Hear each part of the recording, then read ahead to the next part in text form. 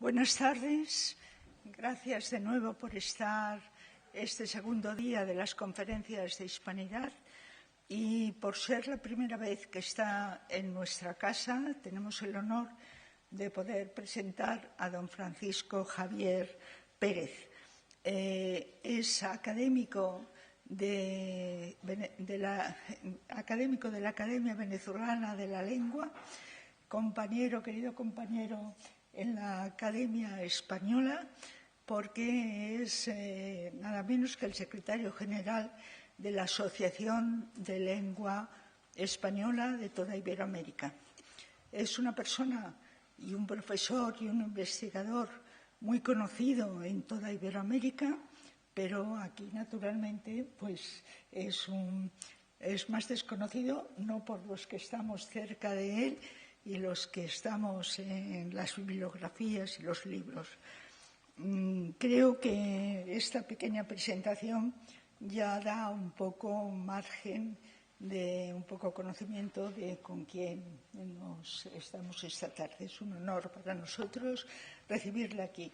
Sí quiero decir que es profesor en la Universidad Católica Andrés Bello, director de la cátedra de Andrés Bello, ese nombre tan ilustre al que debemos principalmente la unidad de la lengua española a uno y otro lado del Atlántico, y por lo tanto y también ha sido coordinador de la Comisión de Lexicografía y de la Comisión de Ortografía que ha dado lugar a los grandes textos que hemos hecho en la española y que es panhispánico en toda la gramática, la ortografía, etcétera. Pues nada, muy bien, sabemos toda la cantidad de premios y de publicaciones que tiene, pero no vamos a cansar al público. Bienvenido y muchísimas gracias.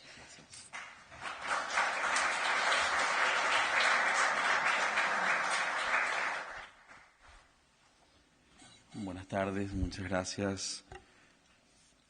En primer lugar, yo quisiera, justamente agradecer la gentil invitación que me ha hecho la Real Academia de la Historia, en la figura de su directora, doña Carmen Iglesias, y de los organizadores de este ciclo de conferencias y de todo el resto de los académicos, para poder hoy leerles algunas notas sobre un tema que nos interesa tanto a todos, que es justamente el tema del panhispanismo y del hispanismo. Y son esos dos conceptos los que yo voy a... ¿No se oye? Esos dos conceptos son justamente el de hispanismo y panhispanismo, los que voy a tratar de comentar con ustedes en algunos de los rasgos que al día de hoy están más firmes en esta... casi ya una suerte de teoría o de filosofía de cómo entender estos conceptos en relación no solamente con la historia misma, sino en el caso específico de la lengua, que es el aspecto en el que voy a concentrarme. Por eso ya he subtitulado a esta conferencia, que lleva el título tal como está en el programa, La lengua como vínculo de la comunidad hispánica, pero he querido subtitularla Del hispanismo histórico al panhispanismo contemporáneo. Entonces, antes la he traído escrita, leeré algunos trozos y comentaré otros. Quiero agradecer en particular la oportunidad que me han dado para poner un poco en limpio algunos planteamientos que venimos desde las academias de la lengua, específicamente dándole forma para poder justamente construir este conjunto de obras que describen nuestra lengua al día de hoy, desde perspectivas que son que comparten, ¿verdad?, en donde se comparten los elementos diversos dentro de la notable gestión de unidad que nuestra lengua exhibe a cada momento. Quizá el primer autor que asienta el hispanismo en el ámbito de la lengua, o más bien el primero que entiende que la dimensión política de la lengua es determinante para la hechura de un hispanismo sólido y culturalmente significativo, haya sido el por tanto y tantas veces celebrado humanista sevillano Antonio de Nebrija, cuando en el año 1492 en que publica su gramática sobre la lengua castellana, postule el citado principio de que la lengua debía ser la compañera del imperio, aliada y artífice de todos los movimientos de la acción española. Oigamos una vez más las líneas más célebres de su extensa obra. Dice Nebrija que siempre la lengua fue compañera del imperio y de tal manera lo siguió que juntamente comenzaron, crecieron y florecieron y después junta fue la caída de entrambos.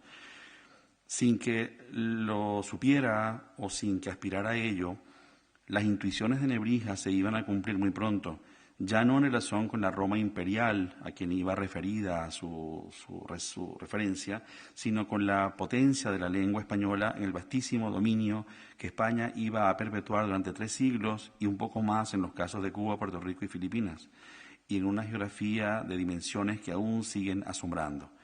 En otro sentido, el axioma nebrijano que postulaba que la lengua y el imperio florecerían y sucumbirían juntas impone el carácter rector de lo lingüístico en el devenir de toda comunidad humana. Institución social por donde se le mire, la lengua formará parte activa en los procesos de gestación y conformación del perfil de los pueblos que la hablan. Estos principios cobrarían fuerza moderna sobre la base de lo alcanzado por la lingüística romántica del siglo XIX, en especial aquella de origen alemán, que insistía en la simbiosis entre pueblo y lengua y con más ahínco entre lengua y raza. Más allá de la exacta rigidez de la ecuación, se avanzaría en la construcción de una teoría del lenguaje que consideraba estos acercamientos conceptuales de raíz antropológica como asidero capital para la comprensión de lo que la lengua actuaba en la edificación de los pueblos y naciones. Wilhelm von Humboldt, gracias a la solidez que le brindaban estos principios, moldeará su luminosa teoría sobre la forma interior del lenguaje, suerte de código genético que graba en la lengua lo que en la práctica social hacen los individuos de una comunidad humana cualquiera. De esta suerte, lo que diferencia o acerca a los hombres en sus lenguas viene dado por esa forma interior que para Humboldt era no un estado permanente, sino una actividad de desarrollos constantes. Un precioso estudio de Amado Alonso divulgará en 1943 esta teoría en su lineamiento central. Es indudable que el descubrimiento del Nuevo Mundo actuó en favor de una expansión prodigiosa de la lengua y con ella de una propagación sin precedentes de la cultura española.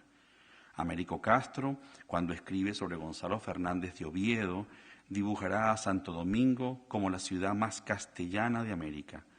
En su discurso dejará sentado el principio sobre la prolongación de España en América. Dice Américo Castro, los españoles quisieron hacer de todo lo que describieran una prolongación de Castilla, como lo fue Andalucía y enseguida las Islas Canarias. Por su parte, Ángel Rosenblatt, en su precioso ensayo La primera visión de América, dirá que América es, en cierto sentido, un mundo nuevo, enteramente nuevo e irreductible. En otro sentido, es también una nueva Europa. Una confirmación de todo ello podría quedar firme en la hiperrecurrencia del adjetivo nueva en los topónimos americanos formados a partir de nombres de ciudades o de lugares de España. Sintagma nueva más topónimo español, que en algo o por algo a los conquistadores les hacía recordar a España. Nueva España, Nueva Segovia, Nueva Andalucía, Nueva Cádiz, etc. Se buscaba un énfasis en que se trataba de los mismos lugares peninsulares, pero nuevos, iguales, pero distintos, con la excepción de Madrid, que como capital del imperio no tuvo una duplicación homónima en América, pues hubiera podido entenderse como un intento por trastocar la unicidad del poder de la metrópoli máxima. Se propagaron por la vasta geografía del continente nuevo los nuevos lugares españoles. Nuevos lugares españoles y nueva lengua española hubiera podido ser la consigna. La conquista, queda claro, lo fue también en el terreno de la lengua.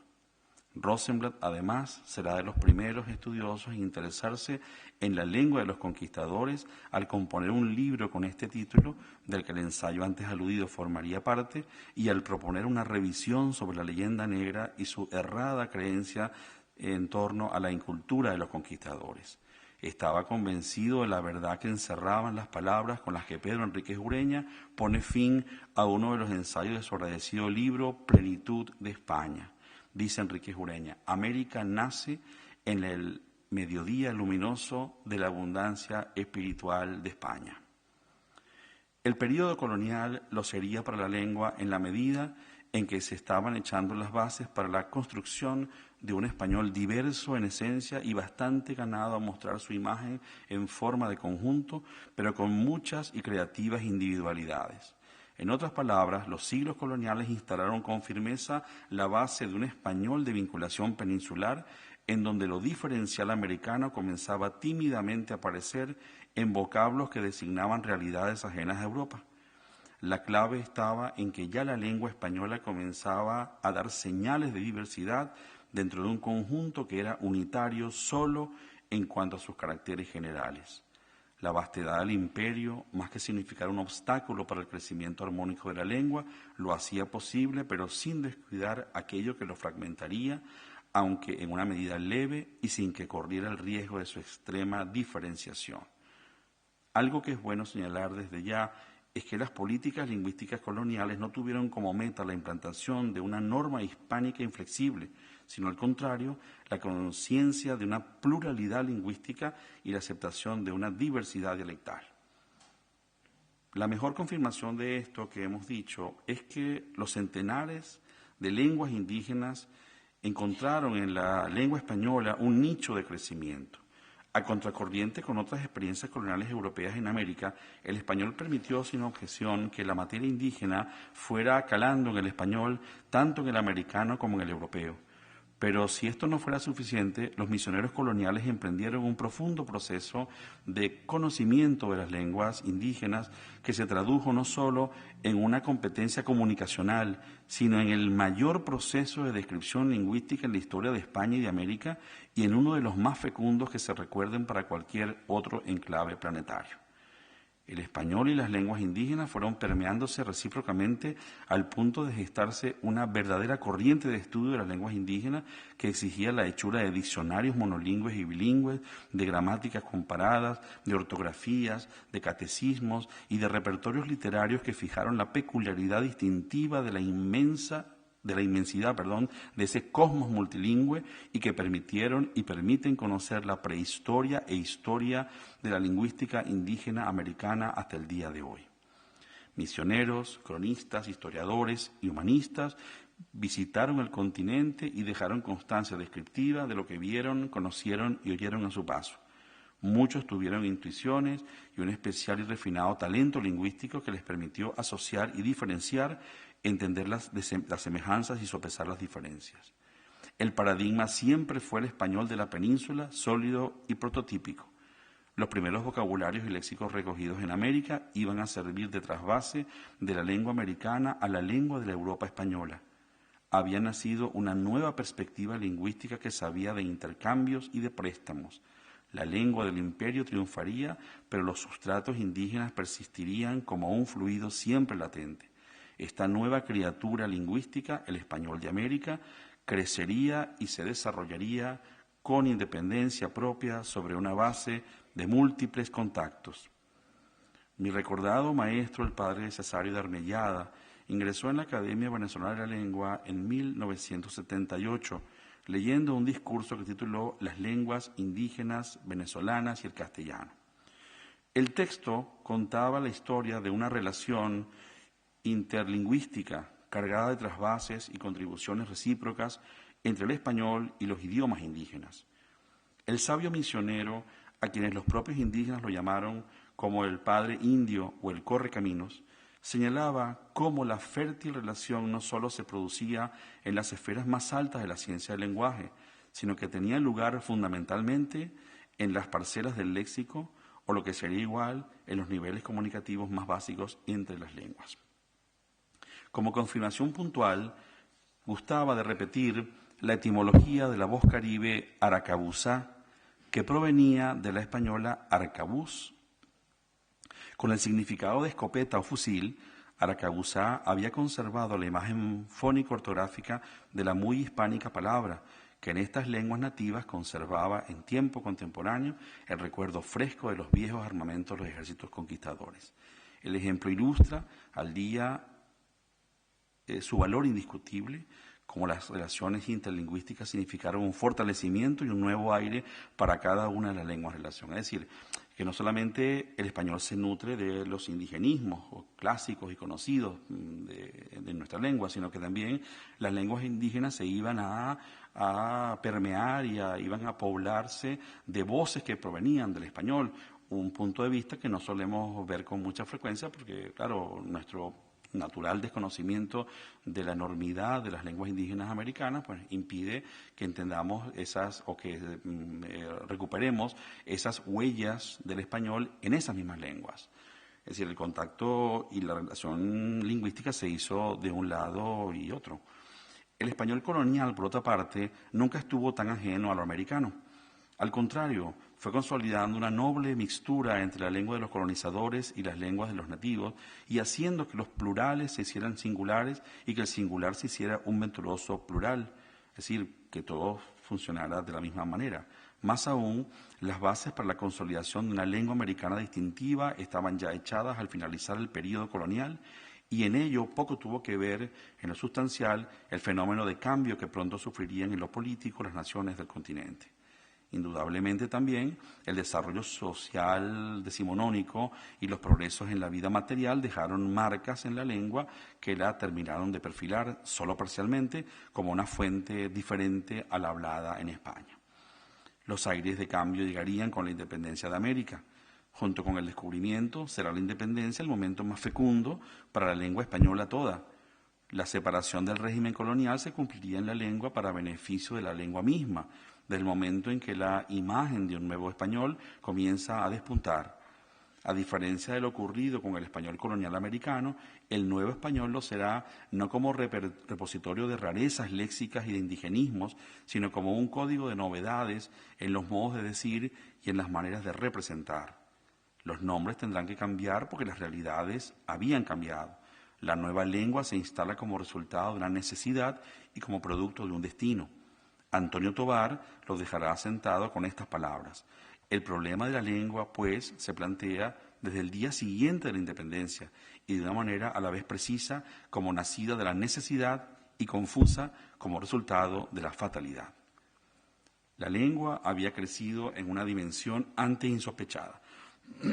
Si bien algunos procesos de comunicación se distanciaron de las formas peninsulares, el español siguió siendo prácticamente el mismo, aunque presumiblemente el español común sí emprendió una ruta de distanciamiento que a la larga tampoco fue tan aguda.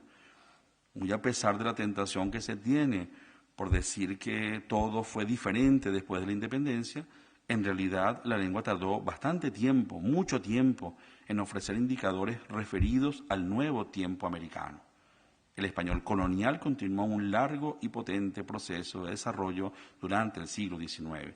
Es un elemento que no es fácil de comprender porque se piensa que después de la independencia todo cambió y todo fue distinto y en realidad todo fue cambiando muy lentamente y la lengua, como sabemos, los cambios en la lengua son siempre muy demorados, muy de mucho tiempo, nunca son inmediatos. Y, por supuesto, el español, que llamamos colonial para entendernos de alguna manera, siguió hablándose igual. No hubo ruptura lingüística, quiero decir, con la independencia. Simplemente hubo enriquecimiento, hubo nuevas voces para nuevos procesos, nombres nuevos para nuevas sensibilidades que comenzaban a aflorar, pero en el fondo no hubo nunca una ruptura tajante, asunto que sería pues, o que a veces en los manuales de historia lo leemos así y son pues reducciones un tanto artificiales. Sin embargo, el proceso gestaría paulatinamente cambios que serían profundos en la vida de las naciones americanas y es en la lengua donde ellos quedarían grabados. La lengua del continente comienza un periodo lento y constante de transformación. El léxico del español americano anuncia unos modos que señalarán fluctuaciones entre dos claras situaciones lingüísticas, la separación de la lengua peninsular y el seguimiento de sus aportes, eso que hemos llamado la continuidad de una ruptura. El funcionamiento léxico del español americano y el diálogo que el léxico americano y su lexicografía manifestaron durante las primeras décadas del siglo XIX deben entenderse como pervivencia de la lengua española dentro del creciente ambiente de ruptura que comienza a presentarse. La exploración busca caracterizar esta pendulación y marcarla como una constante en los desarrollos posteriores de la lengua americana y su descripción. Nuevas voces y nuevos diccionarios se implican para proponer que las novedades en la vida social, los modos de pensamiento y los ámbitos de la sensibilidad produzcan obligaciones que la lengua no hace sino acatar. Una descripción panorámica del léxico español durante las 3 primeras décadas del siglo XIX, mostraría la confluencia de un español de sabor castizo, voces generales y peninsularismo, con uno americano patrimonial, eso que se llaman americanismos de origen, y junto a estos 2 renglones, un léxico nuevo, culto y coloquial, designativo de ideas políticas antes desconocidas, de formas y tratamientos sociales no ensayados y de señalamientos cotidianos a comportamientos o a situaciones personales de un nuevo cuño. Un productivo episodio, y voy a poner un ejemplo de lo que estoy diciendo, un productivo episodio se remonta al momento de la independencia misma, en ese hervidero propiciador de la invectiva insultante como modo y modelo por donde canalizar el verbo muriático de las confrontaciones que anteceden y suceden a las agresiones gestionadas por la belicidad de las primeras décadas del siglo XIX. Es decir, yo soy lexicógrafo, entonces me interesa mucho el pormenor léxico y cómo el léxico es quizá dentro de los niveles de estudio de la lengua el que retrata de manera más fidedigna estos cambios y cómo las sociedades y los pueblos van de un lado a otro. Entonces, y en particular el insulto como unidad lingüística es quizá de los más reveladores de muchos procesos de cambio que gestan las sociedades. Entonces me voy a referir justamente a un caso concreto. Se trata del doloroso ataque insultante propinado por José Domingo Díaz, que era un venezolano realista en esa denominación que era muy frecuente en la historia independentista de América, al momento previo y ya también posterior a la independencia. José Domingo Díaz era un realista frente a los patriotas, que eran los que defendían la causa de la independencia. Entonces, José Domingo Díaz, en un libro que escribe, va a insultar de manera furibunda a Simón Bolívar, el mismísimo libertador de Venezuela y de medio continente americano. El rabelesiano redactor de la Gaceta de Caracas, José Domingo Díaz, y autor de Recuerdos sobre la Rebelión de Caracas del año 1829, periodista contrario a la independencia y escritor mortífero, fustiga al padre de la revolución independentista con una acritud incendiaria pocas veces alcanzada después en las incursiones de la fragua política. Califica a Bolívar con un ramillete de improperios que desgastaron la bilis espiritual de un tiempo militarmente desgastado. Con estos insultos, Díaz invoca la aniquilación del cuerpo y del alma de su contrincante. Lo llama orgulloso, insoportable, ambicioso, atolondrado, gavillero, turbulento, sedicioso, inhumano, caprichoso, ignorante, aturdido, tirano, asesino, feroz, déspota, burlón, cruel, ruinoso, impostor, inclemente, delirante, impúdico, despechado, miserable, farsante, perverso, monstruo, bárbaro, insolente, oprobioso, cobarde, artificioso, frenético, vicioso, fanático, maligno, corrupto, libertino, usurpador, bajo, ignominioso, malo, mentiroso, incoherente, desordenado de pensamiento, falso, dictador, inmoral, presuntuoso, inconstante, pedante, insensato, imprudente, pérfido, presumido, disipado, vanidoso, inepto, incapaz, pérfido, déspota, insolente, estúpido, perjuro, impudente, héroe en sentido irónico, malvado, usurpador, impío y, entre otros, príncipe imperial en sentido irónico también.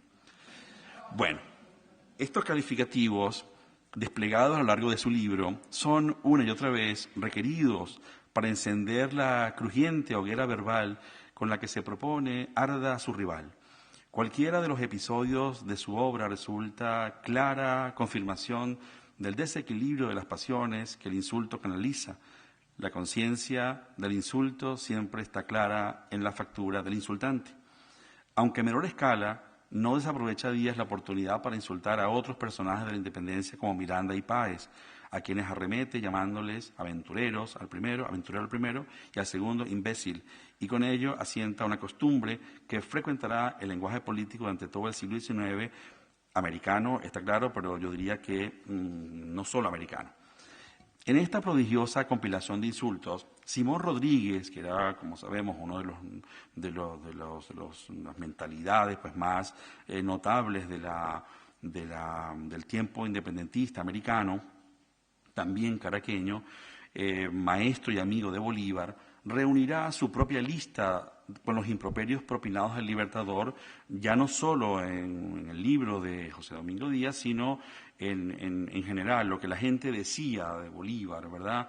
No solemos creer esto, nos parece que todos son loas y alabanzas y que lo sacaban en hombro a cada momento, y resulta que no, que era un personaje que levantaba pues muchas pasiones a favor y también en contra. Y estas referencias pues así lo asientan. Las de Simón Rodríguez están tomadas, las he tomado de su libro Defensa de Bolívar, que se publica el año 1830. De alguna manera, Simón Rodríguez lo que hace es compensar, defender a Bolívar de los ataques justamente del autor anterior. Y Simón Rodríguez, cuando trata el tema del insulto, de los insultos referidos a Bolívar, también hace su propia lista que curiosamente a veces calza con la anterior, pero no siempre. Es decir, que aporta nuevas voces a este gran diccionario del insulto antibolivariano, que casi pudiéramos decir que era un insulto antipatriota, antirrevolucionario en ese sentido. Dice Rodríguez que a Bolívar lo llamaban ladrón, lobo, tigre, serpiente, ignorante, grosero, bajo, villano, cobarde, violento, insolente, atrevido, desvergonzado. Bueno, y seguimos, ¿verdad? Cantidad de cosas terribles que pintan justamente, bueno, cuál era la imagen que estos personajes tan reactivos suscitaban en las personas en ese tiempo tan inestable. Cuando leemos los manuales sobre la independencia, también, que son artificiales casi todos, manuales me refiero escritos por historiadores americanos, en su gran mayoría. Creemos que es eso, un tiempo luminoso, donde todo el mundo salía a las calles a vitorear, al Libertador. Era todo lo contrario, iban a esconderse cuando se sabía que llegaban los ejércitos a las ciudades, porque no se sabía cómo iban a actuar.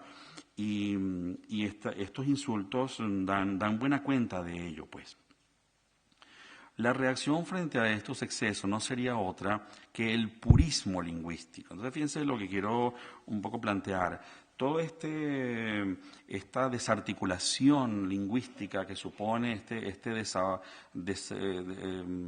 este desequilibrio que supone el insulto visto de esta perspectiva, va a generar una especie no propia ni original de América, sino muy propia justamente de la necesidad de equilibrio que tienen las lenguas, que es el purismo. El purismo, como sabemos, es volver que las aguas vuelvan a su cauce. ¿De qué forma? Reprimiendo, castigando, regulando la manera como las personas hablan o escriben. Entonces, el purismo lingüístico va a ser, en la América del siglo XIX, también va a haber purismo en España, ¿verdad? Va a haber purismo en todas las lenguas, vamos a llamarlas cultas del mundo.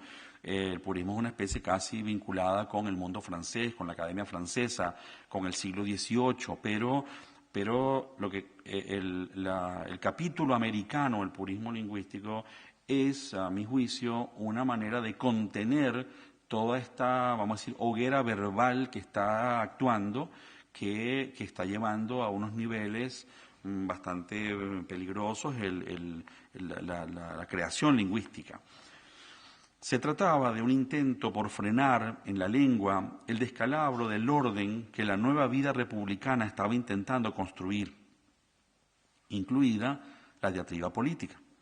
El mal hablar y el peor escribir venían a ser los más poderosos indicadores de un conjunto de deterioros por los que atravesaba el tiempo postindependentista. El purismo se asumió como una causa prohispánica y a favor de España. Esto me parece interesantísimo. Hay muchas referencias que vinculan justamente el purismo lingüístico como Bueno, en vista de todo el mundo desarticulado, toda la desarticulación del mundo, mejor dicho, que supone la independencia en América, vamos a llevar esto a su cauce. ¿Cuál es el cauce? La lengua española tal como desde España rige. Y el purismo va a ser una estirpe desde América, desde los lingüistas americanos, muy criticada por esa misma razón, porque está siendo afiliada justamente con la forma como en la España, digamos, de ese tiempo se hablaba, como eran los modos preferidos. Entonces, quiero decir, el nexo purismo lingüístico y actitud prohispánica me parece muy interesante como un desarrollo de todo esto. En un mundo que hacía ensayos de reordenación de la vida social y cultural, lo sería con claridad en España en contra del galicismo de la lengua. Es decir, en España el purismo que era atacar los modos franceses dentro de la lengua española, es decir, los galicismos. Se empezaron a redactar y no solamente muchos tratados y muchos artículos sobre el tema galicano de la lengua española, en España me refiero, sino que se publicaron, bueno, diversos trabajos de esos diccionarios de galicismos en España del siglo XIX, siendo quizá el más importante, uno de los más importantes, el que no por casualidad elabora un historiador y escritor y gramático venezolano, Rafael María Varal, que redacta el primer diccionario de galicismos que se publica en Madrid a mediados del siglo XIX. Entonces, vean el contraste entre el purismo desde España es ir en contra de lo afrancesado. El purismo desde América es ir en contra de la regulación de la lengua española dictada desde Madrid. Entonces, esto permite, digamos, muchos desarrollos que van mucho más allá también de lo lingüístico. También el purismo generó reacciones en su contra.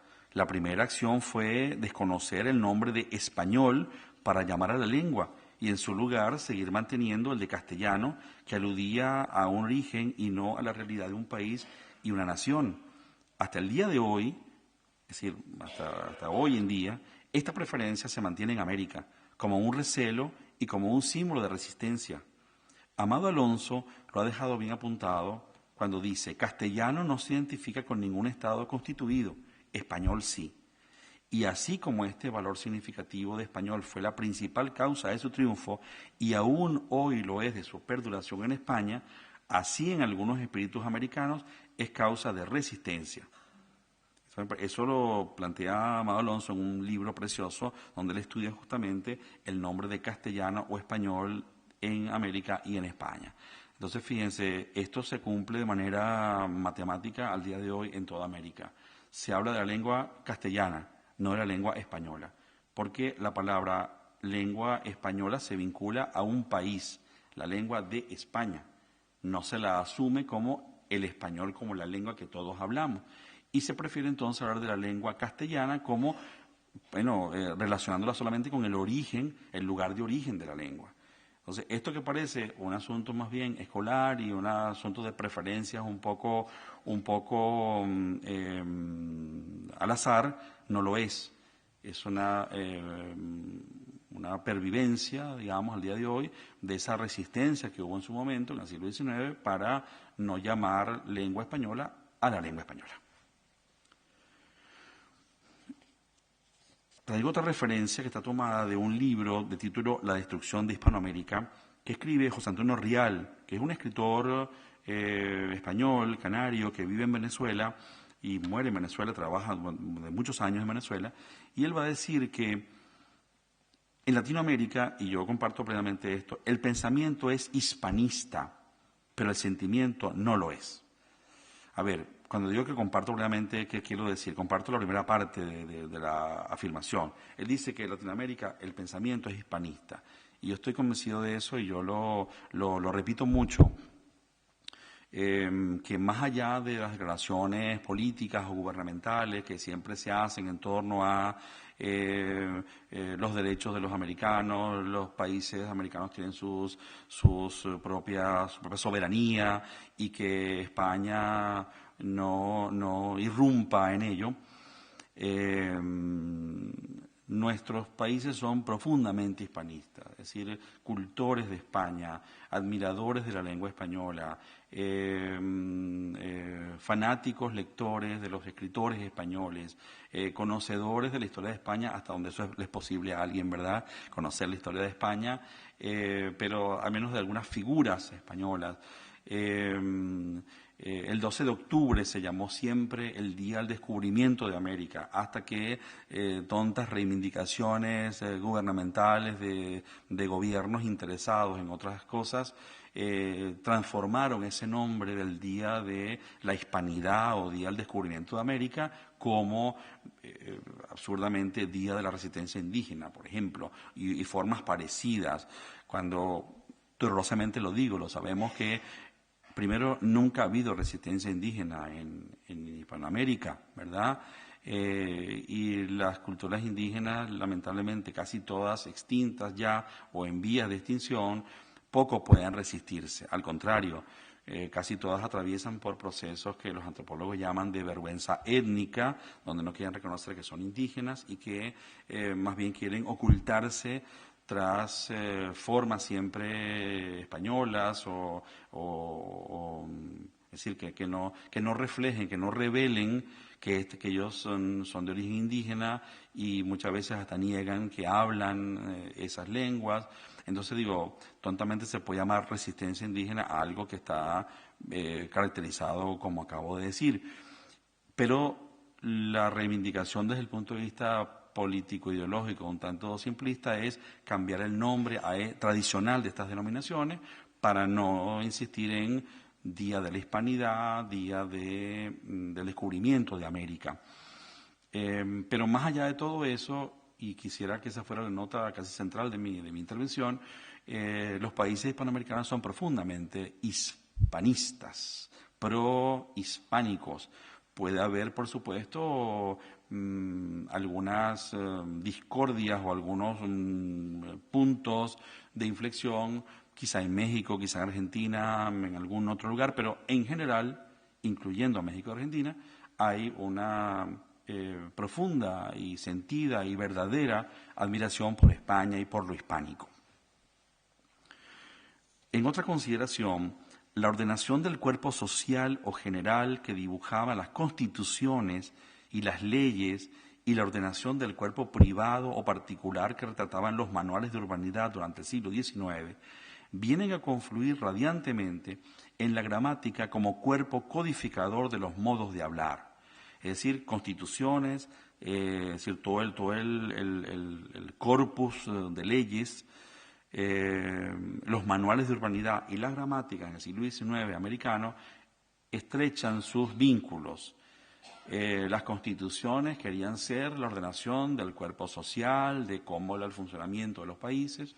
Los manuales de urbanidad, el cuerpo privado, digámoslo así, cómo había que comportarse una persona en particular cuando estaba junto a otras o cuando comía a la mesa en su casa. Y las gramáticas que se compusieron por miles en América durante el siglo XIX, gramáticas de la lengua española me refiero, querían indicar cómo era el modo lingüístico más apropiado para hablar. La educación, el retrato de la persona era un asunto de índole lingüística.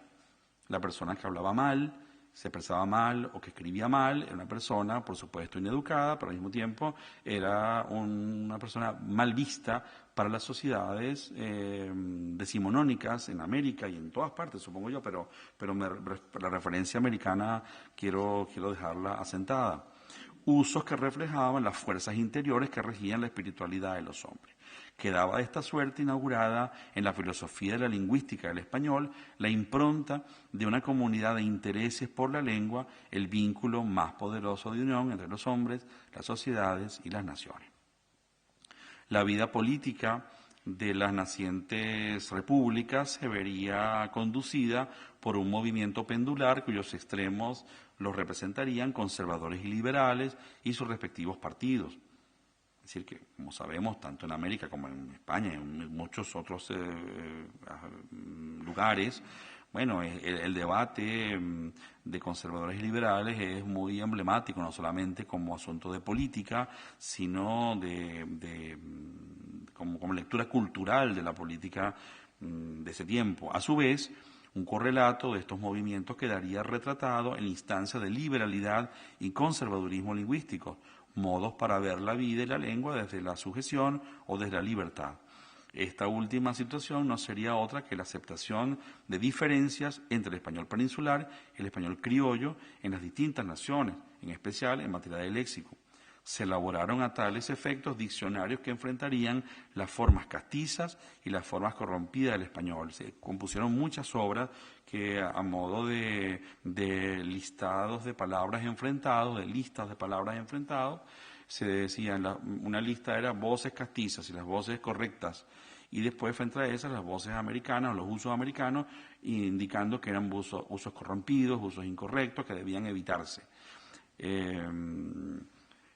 Que finalmente era como la gente se expresaba, ¿verdad?, con esos usos tildados de incorrectos. Y entonces, por ejemplo, en un caso específico de uno de estos diccionarios, tomo algunos ejemplos de la letra A, se decía, por ejemplo, que la voz correcta era, la voz incorrecta, perdón, era adulancia frente a adulación, azucarera frente a azucarero, a la noche frente a esta noche, ahorita frente a ahora mismo, atorarse frente a ahogarse, a serrín frente a serrín, etc. En donde, como vemos, una de las palabras se refería al uso, la primera al uso americano más extendido y la otra al uso español más extendido, indicándose que los primeros usos debían evitarse en favor de los segundos, en cuyos conjuntos se recogerían, las unidades léxicas que finalmente se impondrían en el uso. También nacería una especie lexicográfica de gran arraigo en los diccionarios regionales contrastivos, porque un poco lo que quiero mostrarles es cómo estos cambios que señalamos en la lengua se van a ver perfectamente reflejados tanto de manera objetiva o no en la tarea lingüística del siglo XIX. Los diccionarios, sobre todo, especialmente del siglo XIX hispanoamericano, van a captar todo este ámbito de contrastes y de peculiaridades y de reacciones que están quedando en la lengua, y cada autor las va a tratar de interpretar de una forma o de otra, si era más purista o no, si era más americanista o no. El primer gran diccionario que se compone a estos efectos es el Diccionario Provincial Casi Razonado de Voces Cubanas de Esteban Pichardo, de 1836. Pichardo es un autor muy importante, es de alguna manera como el padre de la lingüística diferencial o contrastiva hispanoamericana, un hombre culto que se da la tarea de reunir palabras de uso frecuente en Cuba, y este diccionario va a ser varias veces editado en vida de Pichardo y después también, y de alguna manera va a instalar un género nuevo que es el que después se llamará diccionarios de americanismos. Quizá el primer diccionario de americanismos en tiempo decimonónico sea el de Pichardo. Y entonces Pichardo, cuando describe la gran mayoría de estas voces, las describe no de manera obviamente científica, objetiva, como haríamos hoy en día, sino las describe pasionalmente. Y entonces en sus definiciones hay opiniones sobre las voces que explica. Y cuando esas voces se refieren a aspectos sociales, por ejemplo, clases sociales, o a los indígenas, o a los negros, produce formas de descripción impropias, por supuesto, desde un canon científico lexicográfico, y se permite decir cosas como, bueno, esa gentuza habla de esta manera o se comporta de esta forma, estos negros tienen unas costumbres que son aberrantes y cosas por el estilo, ¿verdad? Bueno. Se trataba de un género de obras que describirían el léxico diferencial entre un país o una comunidad y entre la lengua general. Vinieron muchos a entenderse como voces provinciales del español o provincialismos. Vean también que el término mismo con el que se la define es interesante. No es la lengua hegemónica, es una lengua provincial. No es la lengua general, sino la lengua de las provincias. Y quiero referirme, un poco antes hablé de liberales y conservadores, a una palabra que desde la significación americana pudiera dar cuenta de estos procesos que ya a mediados del siglo XIX o ante todo el siglo XIX se hicieron firmes, que es la palabra godo. La biografía de la palabra godo pudiera ilustrar la complejidad en la consideración de lo hispánico en el siglo XIX. Aunque nos concentraremos en el caso venezolano, que es donde tengo la mayor referencia por razones lógicas, la situación se reprodujo con bastante simetría en otros países americanos. Además de compartir la palabra godo algunas de las acepciones comunes a toda la lengua, el español venezolano designó con ella una serie de nociones despectivas de gran impacto y productividad léxicas, especialmente en los ámbitos de la política y de la sociedad. La primera de ellas durante el tiempo independentista del primer tercio del siglo XIX, con la significación extendida de español y realista, es decir, un godo era un español o un específicamente realista. Como contraparte, una iota de venezolano y patriota. Además de los españoles realistas, fueron llamados godos los criollos seguidores de la causa del rey de España. Es decir, que el anterior autor que mencioné, José Domingo Díaz, de los insultos, sería un godo desde esta perspectiva. Por tanto, marcaba despreciativamente esta designación no un gentilicio, sino una conducta política e ideológica de sumisión y convencimiento realistas. Esta acepción, sin embargo, sufrirá leves cambios y sin abandonar del todo sus temas fundamentales, se cargará con matices reveladores sobre la flexibilidad de las designaciones políticas denigratorias en el español venezolano. Ocurrirá cuando la guerra de emancipación se extreme y se haga más cruel y el término gane un carácter portátil que le posibilita para designar la lucha en contra de las oligarquías criollas. De esta suerte, las hordas populares comandadas por algunos generales españoles, concretamente las del general José Tomás Boves, combatirán ya no solo a favor de la causa española, sino en clave de revolución en contra de los patriotas, los terratenientes y los venezolanos pertenecientes a las clases dominantes, a quienes ya se les comienza a denominar como godos. Después de la muerte de Bolívar en 1830 y en la medida en que se fundan los partidos, las oligarquías se polarizan en dos grupos nominalmente diferenciados, conservadores y liberales, como queda dicho. A los primeros se les llamará godos, rescatando la vieja denominación y aludiendo siempre con ella a los grupos de poder político y hegemónico y al respaldo de ideas de naturaleza reaccionaria, clasista y oligárquica. La inestabilidad política y el desarrollo del caudillismo hicieron que el término se usara en independencia de la afiliación partidista para cuestionar el personalismo de los gobiernos y su abandono de la doctrina liberal y de las reivindicaciones sociales. Durante el siglo XIX y buena parte del XX, la voz fue adquiriendo la semántica con la que hoy se la conoce, pues se sigue usando. Se pauta actualmente con el uso de esta palabra, aunque con actividad y frecuencia muy bajas, en la lengua culta, la nominación de una persona rica, aristócrata y con poder político-social dentro de un cuadro de flexibles señalamientos de corte negativo. Es decir, godo ha sido en Venezuela siempre una palabra con prácticamente de signo negativo, con acepciones que pintaban, digamos, esto que acabo de indicar, y al día de hoy godo conserva godo y la godarria. Por ejemplo, en Venezuela se habla de la godarria, es decir, como una suerte de clase de ricos, de aristócratas, Es decir, siempre el vínculo de lo godo con lo hegemónico, lo imperial en cierta forma.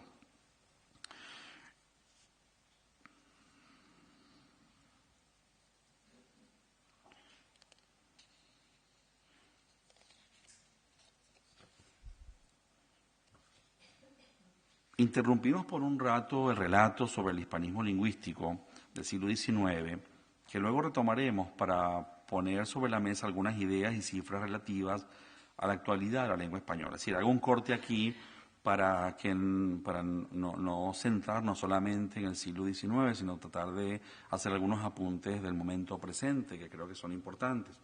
Reflexionar sobre el momento que vive hoy la lengua española reviste una gran significación. La lengua de cultura como la que más exhibe una literatura con noble pasado y con un presente muy potente. Lengua de conocimiento, la tradición filosófica y científica en lengua española ofrece frutos inobjetables de gran trascendencia. Lengua de comunicación, importantes contingentes humanos en el mundo la tienen como lengua madre. Lengua de aprendizaje, se la estudia como segunda lengua en numerosos países y en proporciones también numerosas. Lengua de expansión, grandes extensiones del planeta son identificadas como parte activa de ella y otras como enclaves en progreso. Lengua de tecnología, poco a poco el español va abriéndose camino en zonas cada vez más importantes en la generación de estas materias. Lengua de economía, con resultados muy estimables, el español ya se incluye entre las lenguas del mundo que resultan factores de crecimiento y fortalecimiento de la actividad económica. En cada uno de estos campos la lengua española tiene un rol determinante, mostrando ya logros muy reseñables y adicionalmente se la señala como esperanza de retos alcanzados a mediano plazo. Me gustaría entonces referirme a algunos de estos logros. Somos poseedores de un conjunto de cifras que son invocadas permanentemente para satisfacernos y llenarnos de orgullo, es decir, las cifras actuales de la lengua española. Mientras se lleva a cabo esta conferencia, 550 millones de personas están hablando español, que es una cifra grande, ¿verdad? Lo hacen en 4 continentes, de los 5 o 6 que tiene el planeta, y lo hacen en 23 países en donde el español es lengua oficial o cooficial o donde lo llegará a ser. El español es la segunda lengua del mundo, por detrás del chino mandarín y por delante del inglés, con más personas que la tienen por lengua madre. En los Estados Unidos, país que está en la cúspide en el uso de la lengua inglesa, hablan español hoy en día 50 millones de personas. Las proyecciones sociolingüísticas para mediados de este siglo señalan que ese país será el primero donde más personas hablen español en el mundo y además lo será bilingüe inglés-español, no en razón de resoluciones políticas, sino por la potencia del español en las calles del gigante del norte. Tanto en lo numérico como en lo cualitativo, consenso suscrito por los principales analistas de esta materia, la expansión colosal del español hoy se debe a la pujante actividad humana que Hispanoamérica imprime sobre esta situación mundial.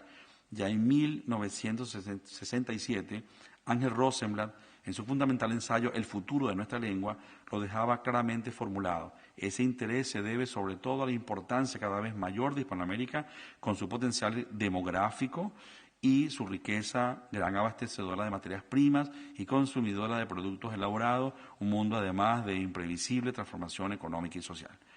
Otra consideración, quizá de las más capitales, estima que el español haya alcanzado semejante rango dentro de las lenguas del mundo, respaldando el principio binomial de unidad y diversidad, entendido siempre como fortaleza y nunca como desgaste de la lengua misma.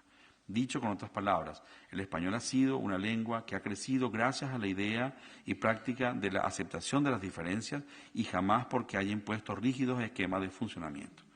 La enormidad de su geografía y la variedad humana, social, espiritual y de pensamiento que ella comportaba hizo que se afianzara progresivamente y creyera cada vez más que las diferencias significaban enriquecimiento y no fractura con modelos hegemónicos o canónicos de naturaleza legítima o espuria.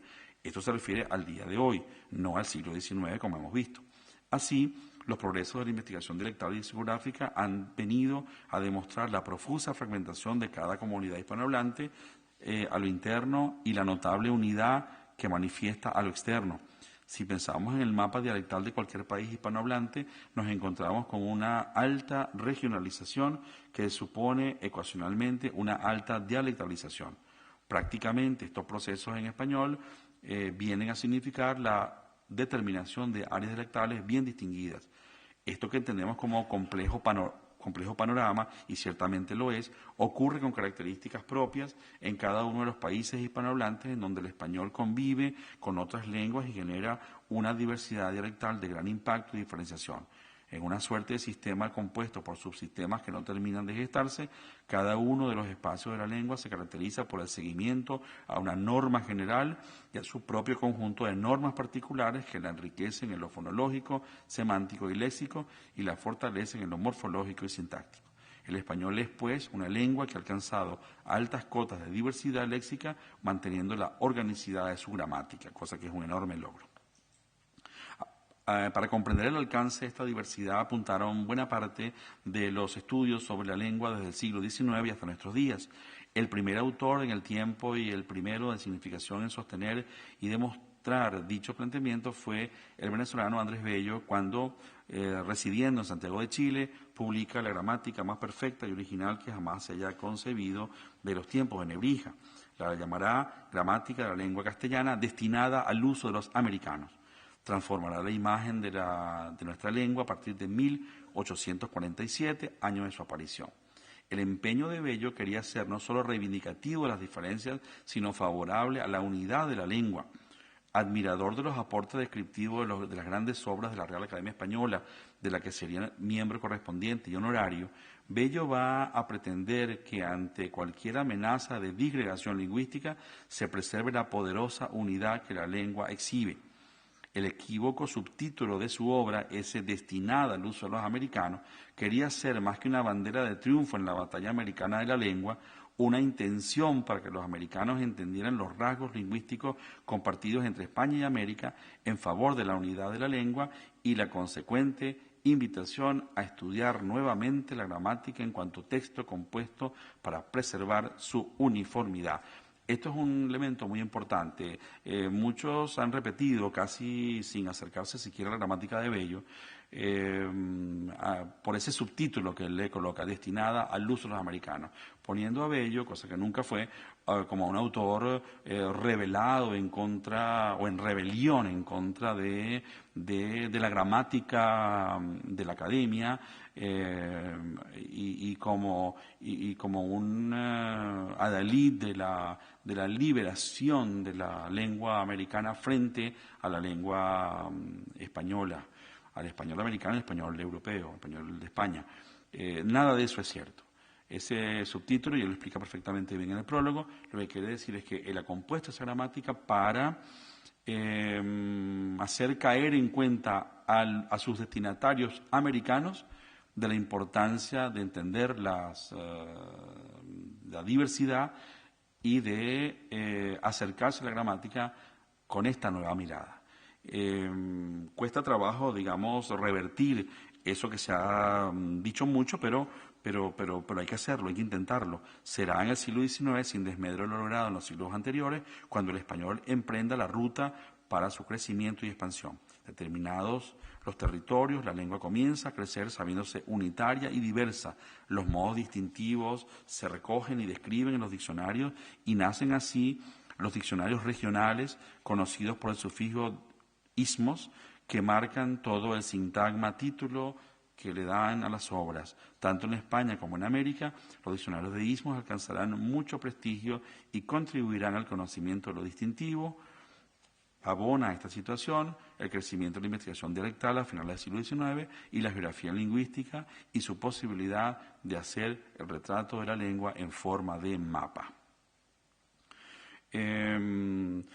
Bueno, yo no sé si debo terminar aquí, ¿verdad? Yo creo que sí, yo creo que debo terminar frente a una materia que no termina, ¿verdad?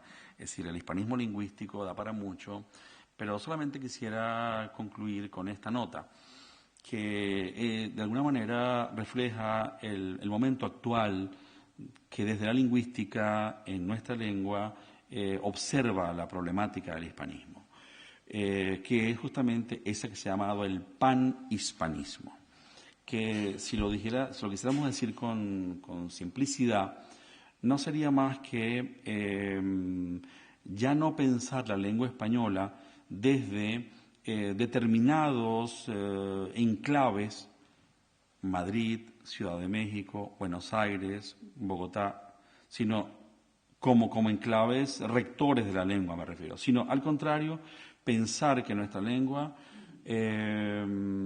se gestiona a través de un policentrismo.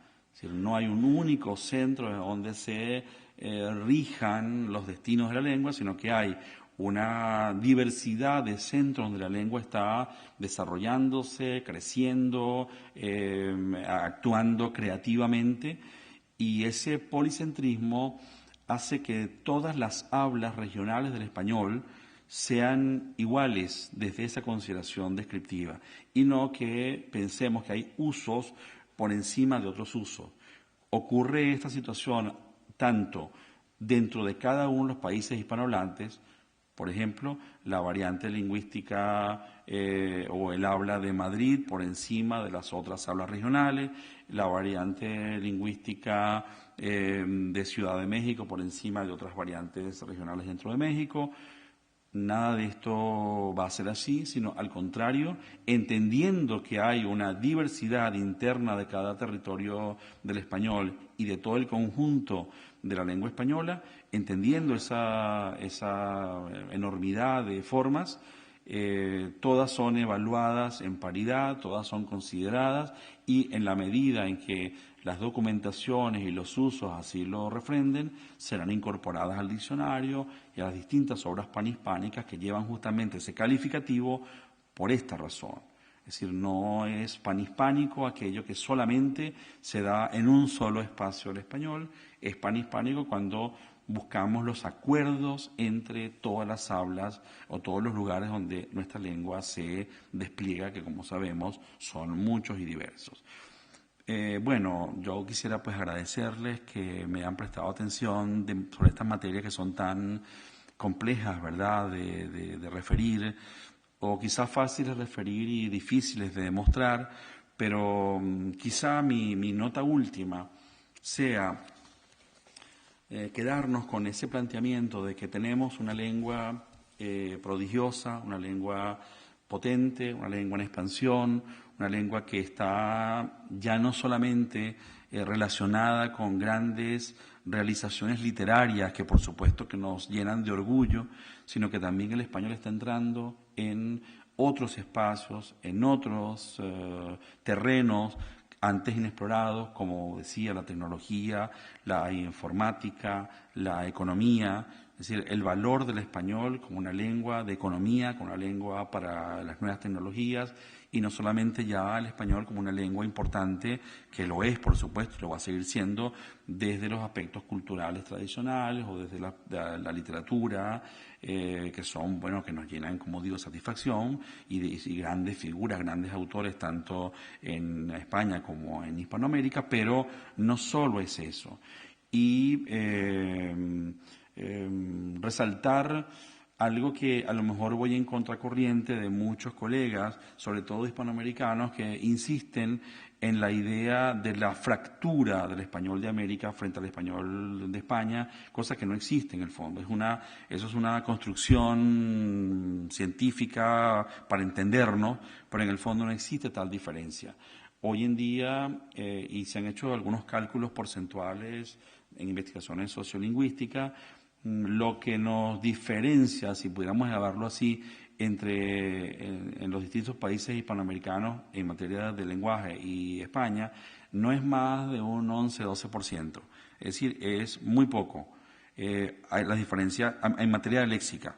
En materia, lo que más nos diferencia quizás sean los acentos, las entonaciones, que hablan justamente al contrario de esta preciosa riqueza de la lengua española, una lengua llena de sonoridades diferentes. Sería terrible que todos habláramos igual, que todos entonáramos igual, que todos dijéramos exactamente igual las mismas cosas. Al contrario, la lengua española, imagínense en España misma, ¿verdad?, los modos diferentes que tenemos de escuchar nuestra lengua. No es lo mismo, y ustedes lo saben bien, el español de un madrileño o de un castellano, el español de un aragonés, de un catalán, de un vasco, de un gallego, de un andaluz, de un canario. Son todos modos, bueno, no sé si me olvido, extremeño, en fin, de todas las zonas de España, quiero decir, no quiero dejar ninguna por fuera, son sonoridades, son fraseos diferentes que significan, desde la perspectiva panhispánica, justamente riqueza de la lengua y nunca empobrecimiento. Lo mismo ocurre en los países hispanoamericanos, en cada uno de los países y en todo el continente. Que ningún hispanoamericano, ningún hablante de español hoy en día diga exactamente lo mismo, habla de una notable aceptación de las diferencias. Habla de que el español es una lengua de libertades y no de castraciones, como siempre nos han querido decir, que, por esa impronta tan poderosa que tuvo el purismo, sobre todo en el siglo XIX, y nos han metido en la idea de que no solamente cada hispanohablante es un castrador de otro cuando lo regaña, cuando lo reprende, cuando lo corrige, cuando habla mal, sino que también las instituciones nuestras dedicadas al estudio de la lengua, la Real Academia Española, las academias hispanoamericanas, las universidades, nuestros colegios, son simplemente espacios para corregir nuestro mal hablar. Nada de eso es cierto. Hoy en día, digamos, la visión que tenemos de estos aspectos es, al contrario, una en donde todas esas diferencias son admitidas, siempre y cuando, por supuesto, no trastoquen el espíritu de la lengua.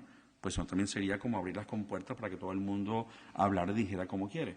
No, siempre que no trastoquen el espíritu de la lengua, todas esas diferencias son siempre entendidas como riquezas, como enriquecimiento y como simplemente progreso de una lengua, insisto, que es una lengua de hermandades y de libertades y llena de una palabra que me encanta decir mucho, que es la fraternidad.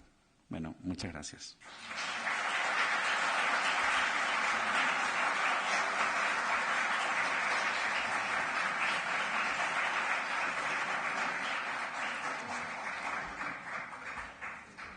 Bueno, muchísimas gracias, profesor, por esta magnífica conferencia sobre la unidad y el mestizaje de la lengua española y de tantas otras cosas.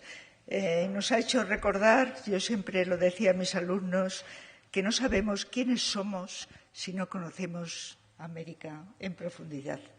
Muchísimas gracias por esta belleza, recordarnos lo orgullosos que debemos estar de esta lengua panhispanista. Muchas gracias a todos.